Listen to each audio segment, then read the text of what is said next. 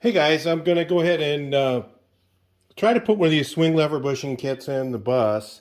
And of course, you're supposed to have a 24 millimeter uh, reamer. And I have one. I don't know where it is right now. So what I'm going to do is I'm pre-machining these. So they're just nice and tight. So I've got this one done. I'm going to pre-machine them. So I don't do too much in the car. I probably won't have to do anything in the car once it's up there. I don't know. Maybe I will. It might crush it a little bit. I don't know. I've never done them this way. But what I'm doing is I've seen a couple guys in the Samba say that they've used sandpaper to do it, and it's worked really good because you got to be really careful not to oversize them because you cannot buy these bushings by themselves. You have to buy the whole kit. So if you do it wrong, you're going to do it twice. So anyway, what I'm using is a brake cone like this and some WD-40 so it cuts a little faster. It kind of lubricates it and helps keep it clean. But I'll show you the little trick that I'm just doing right now.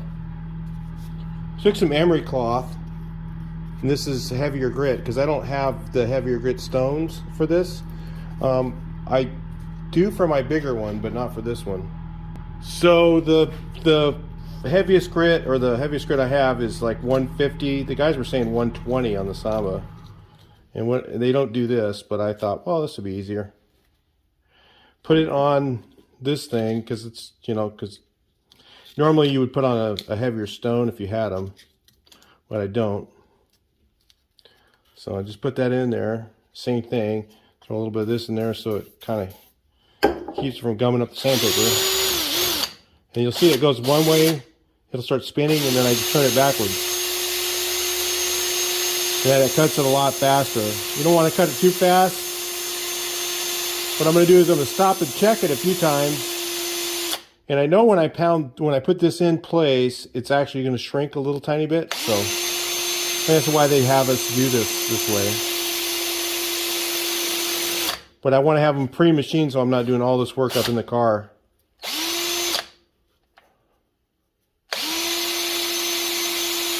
So what's happening is these things are pushing out nice and evenly, and it's acting like a boring machine.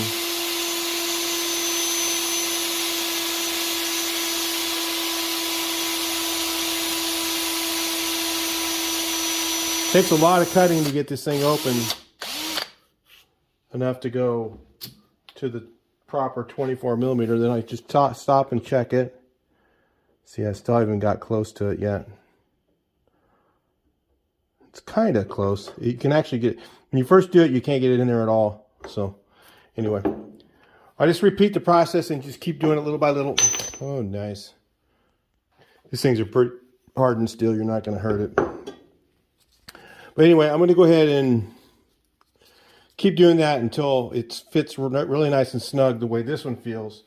If you see, that one goes on, but it's like really tight, really tight. There's like no movement there. So, that's what I want. I'm going to do the same to that one, and then I'm going to go ahead and install them, and then do the finish as we go. We'll see how it works. All right, so if you're going to try this, what I'm going to suggest is that when you put it in the vise, don't put it in very tight, of course. Barely get it in there because you don't want to crush it at all. And then you'll feel it start to go where it just starts to go in a little bit, and then take it out of the vise because that little tiny bit of stress on the vise is going to be just enough to make it so it won't go in. So now this is how tight it is. It's really nice and tight.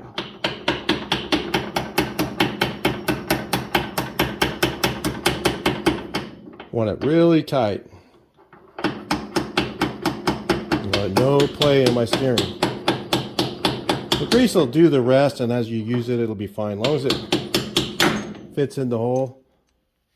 She got it in there pretty good. I have a little bit of residue in here still. Slid on a lot easier than it came off. So anyway, I'll just show you. There you go, nice and tight. No movement in there. Nice and tight. Okay, that's what I'm going to do. I'm going to put them on and then check them. Because if you use the Reamer, sometimes if you don't measure it exactly and get the 24 millimeters and all that stuff, and this pin doesn't fit perfectly tight, it's going to defeat the purpose of what you did.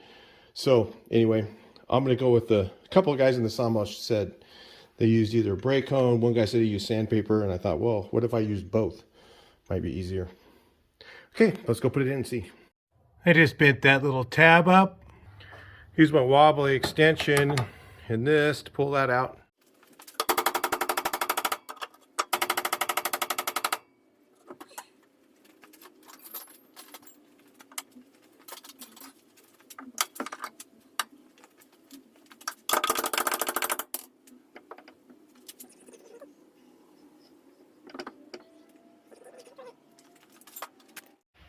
So what I did on this is I just turned the wheels, brought the steering back, and it slid this arm. I don't know if you can see in there. Hopefully you can see that. Let's get you back a little bit. Maybe you can see better. Just slid this arm back. So now I can feel the whole top of that. I left this in place. So now I think I got to take the grease fittings out. I think what I'll do is I'll knock them both out the other end. I think both bushings will go out the top. I don't recall. It's been a long time since I've done one of these.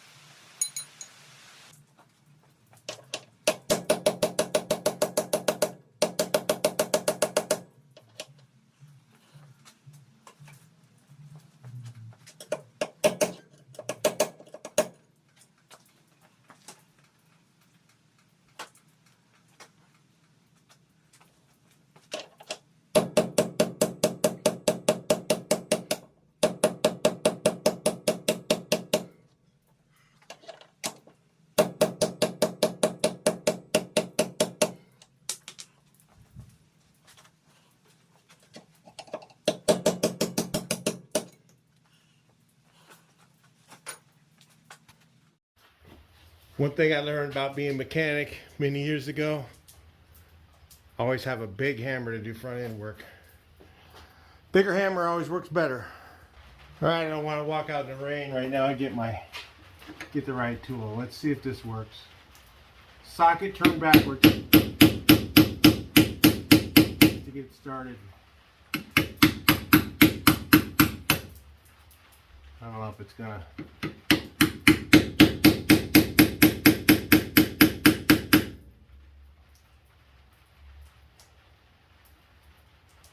Tight fit. I'm going to sand that just a little bit and make sure that I got a nice, it might be just a little burr right there. Probably from the wear. I think that's what it is. There's a little burr right there from the bottom of the pin rubbing against that. And I think it just got a little burr, so I'm gonna have to clean that up. Because it just doesn't feel it right. Yeah, I can feel an edge. Feel it right there. Just gotta clean that little tiny bit up with the Dremel real quick. Bring it back in.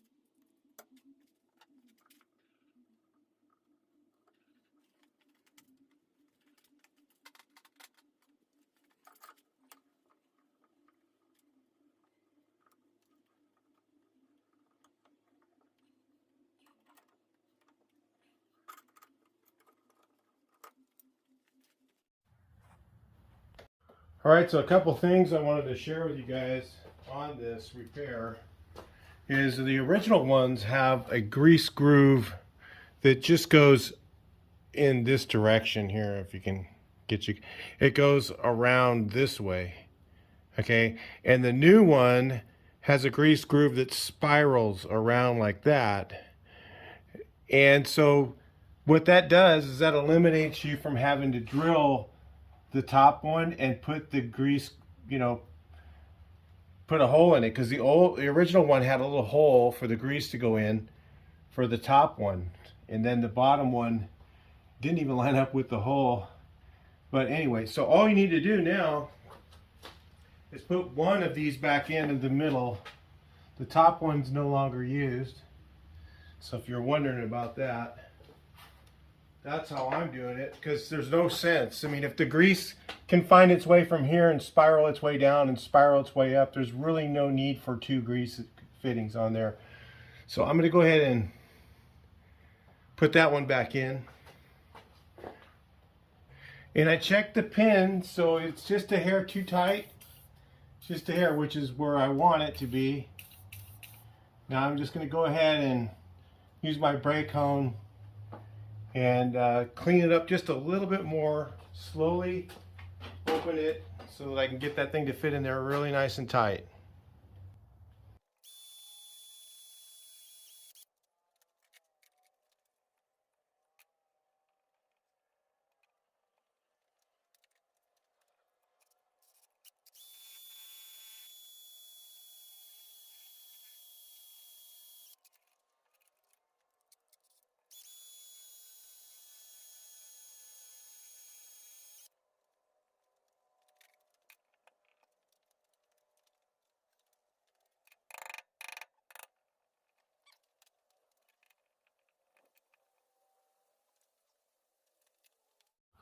All right, so the formula I used was 1 minute on the bottom, 1 minute on the top, with the 150 wrapped around the brake thing. And then after that, I took just the brake hone by itself and cleaned up all the scratches from that. And it seemed to fit super tight, and that's kind of the way I had to hammer it in. But you could still turn it once it's in. I mean, you could turn it with pliers. It's got to be nice and tight. I mean, yeah, if it slides in, you know, I'd say a loose press fit is really what you're looking for, I think. That's how I am doing it. Now, the other thing I was going to show you, unfortunately, I didn't get up in here to do it for you guys. But if you look inside the hole here, I don't know if I can get a light on it. You can see there's a groove that goes up to the area, and then it comes down and it does a U-turn and then goes back up again. That little groove on both of these needs to be towards the grease area, so just kind of look at those things before you put them in. You don't want to have to take them back out again, and it's still possible you could do that. Probably just take them out, just use the punch. It doesn't seem to damage them. They come out pretty good. But make sure that the grease groove on the inside of here, it's going like this. It goes down, across, and back up. It doesn't matter which direction it's in there, but that grease groove has to be so that there, you know, the voided part needs to be up. I don't know if you can understand what I'm saying. And the same thing on up here, it needs to be down. So it needs to be like this, goes up, over, and down. So it can be anywhere in there, but it has to be where the open area is to that side. So that's how the grease groove goes. And then excess comes out. Now they have a seal kit on here too.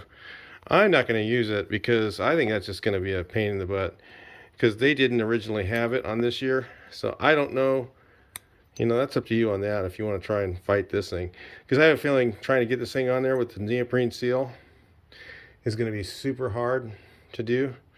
It has one for the bottom and one for the top. They're both white seals like that. So I'm not going to use them. You decide on yours what you're going to do, but I'm just going to go with let the grease pop come out of there. Because I know trying to smash those suckers down is just going to be a nightmare. The other thing is also you want to have, before you hammer this thing all the way in, because I put it all in there at once and I had to take it out with a slide hammer. It was a little tough because it's tight. But you want to have this thing in the right direction, going like that way. Okay, and then don't hammer it all the way in before you put the top washer on, and then have this thing lined up. In the right place, because you don't want to have to take that steering or the shifter out unless you want to do all that work. It's up to you, but I'm going to do it like this. I'll show you in a second. So your spacer goes on here, don't forget that. And the lock washer goes like, or the wave washer goes inside this thing up here. Need two hands. I'll have to have you guys go out of the way for a minute. I gotta hold that up and put that on there. So my wave washer is underneath this thing. If you wanted to put the seals on there, go for it, try it. I don't know, I'm not gonna. And the reason I don't put the seals on there is you have to somehow probably use a C-clamp or something like that and hold this thing down while you try and get the bolt through. I think you can imagine how fun that'll be. And when you put the bolt on, don't forget to put your new guy on there. And let's take my pliers and bend those over. And yes, it does turn, and there's absolutely no play in it because it's nice and tight. All right, so that's all done. I just got to shoot this thing full of grease until grease comes out of this end and that end, and we'll be good to go.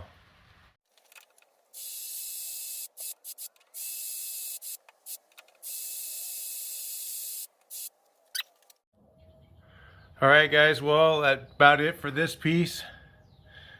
Let's see if I can get some light on that. So yeah, got it all done. The only thing I need to do now is I got to get some more grease. I'm all out. So anyway, I'll just leave it at this. I'll talk to you guys in the next video. Please like, share, and subscribe, and let's hope I can get a thumbnail out of that. I don't think so. Anyway, I'll talk to you in the next video. Please like, share, and subscribe, and see your comments on this. All right. Talk to you in the next one.